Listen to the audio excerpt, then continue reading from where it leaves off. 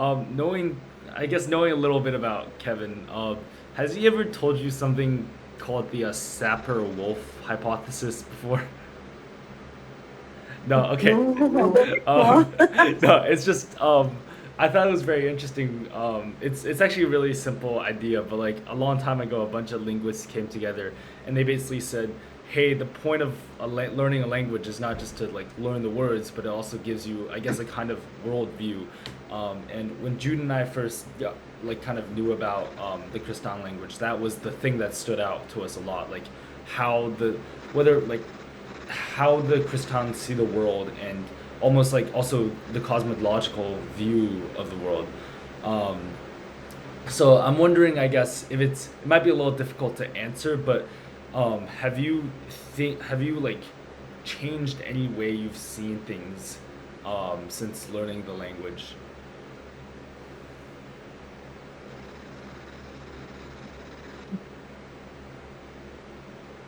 Okay, basically because like I say, I already knew the language before. Going to the classes was more of a formal learning for me. Um, it's just that I realized that we are getting smaller lah, when in the world, right? And among Eurasians themselves, it's made me feel like we are a little bit handicapped because we are sort of making our language extinct ourselves. And how I view the world, not really any different, just that I knew all along that this language is not something everybody knew. And how to explain it? Sorry, I don't know Yeah, how to explain it. there's no, there's this interest in learning or pursuing Kristang. Even my own children are not interested. Interestingly enough, Kevin developed this game, Oh, the Ila Ila game, right? And he had a lot of stock in the warehouse, so he sold it to us cheap, I think, just before Christmas. So I bought a few and gave away as presents. And my grandkids are fascinated with that game. That it's all about trade and money um, around the Strait settlement of Singapore, Malacca, Indonesia, the waters. So you go from one place to another and trade your goods or whatever. And these little kids have picked up some Kristang words from that board game, and they are like telling me I have kapoti pataka, I have $0. So they continue to play it. There seems to be this interest.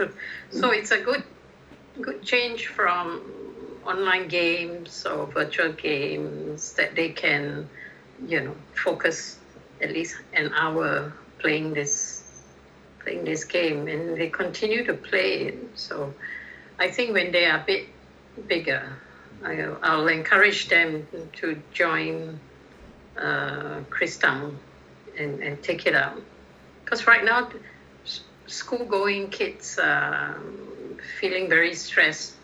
Not only English is the main language, and for these kids, Mandarin is the other, and they are really struggling with the Mandarin.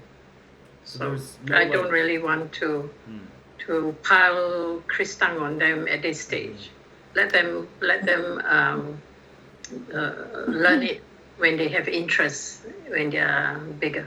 Yeah, so there's no sort of, I mean, I know, like, for example, with Blackfoot and also for Latin, there are some like native language schools where they incorporate that language alongside English as the language of instruction. So there's nothing like that for Kristang. Wait, Wait one moment. no, Singapore's education system is English, main language. Second languages are Mandarin, Bahasa Malay, Tamil, which is an Indian language. Because Singapore is so multicultural. Some schools, I think higher learning, secondary schools maybe, they have other languages that people could learn, I think. Yeah. Do you know which ones? I think it's Hindi, right?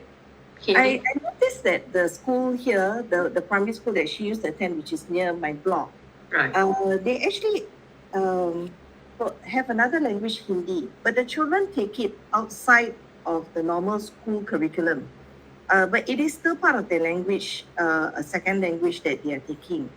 So I think because they have the number to take this language, that's why the school will actually initiate having this other language, but it's not within curricular time because I don't know where they go to different school centers to take the language, but they do have a uniform to wear when they go to the school.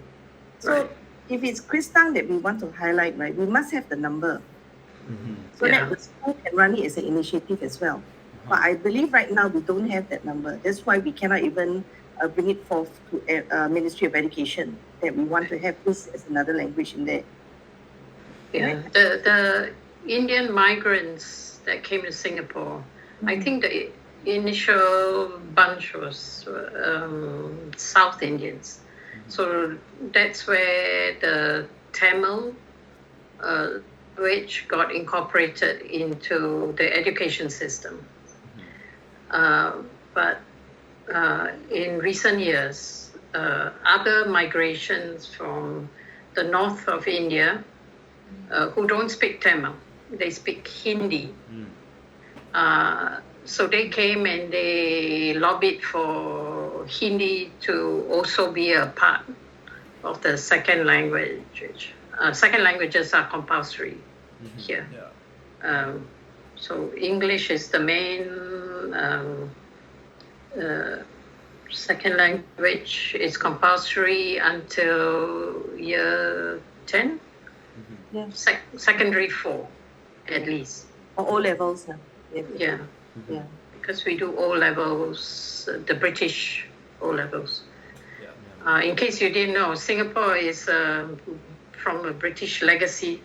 So all our, I think to extend. Okay, is this meeting finishing? What time is it now? 9:47. 10. No, okay, we've got it to 10. So all our systems, our legal system, education system, traffic laws, you drive on the right. The driver sits on the right. In the US, it's on the left, right? Yeah.